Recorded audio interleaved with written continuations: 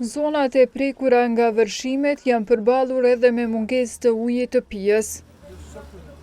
Në mesin e tyre janë edhe komuna që furnizimin e sigurojnë nga KRU Prishtina dhe KRU Mitrovica. Ekspozimi i kanalit Iber-Lepenc nga proskat, ujrat malore dhe rrëshqitjet e dhejut kanë krijuar turbullira duke pamundsuar trajtimin e ujit. Kryeshefi KRU Mitrovica Bashkim Kurti thot se aktualisht po operohet me kapacitet të plot, por se për arsye sigurie është rekomanduar që uji të mos përdoret për pije.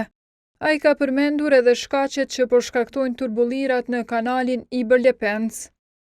Ata normalisht se janë fazë investimeve me bë më të mirën që edhe na me pas ujë cilësor, por normalisht që zgjatin këto investime, nuk është diçka që bëhet me radite, se jemi të folë për 45 kilometra kanal. Në anën tjetër, pa përgjegjësia e njerëzve, hudhjen e xhesandeve të ndryshme në kanal, derdhjet edhe prej prockave, prej lvizjeve të ujit, rrshitjet dhejut. Gjitha këto e bojnë ndotjen e ujit kanalit edhe vështirësitë neve me mujt mi trajtu ujin në mënyrë sa më cilësore.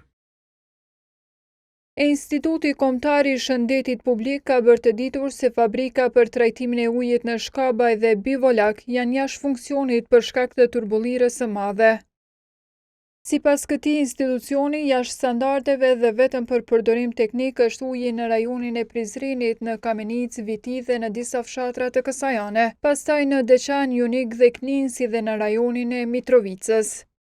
Tash e 5 vjet ndërmarrja Iber-Lepenc nuk ka arritur të përfundojë projektin për riabilitimin e kanalit, që do të ndikonte në cilësinë e ujit që furnizon disa rajone.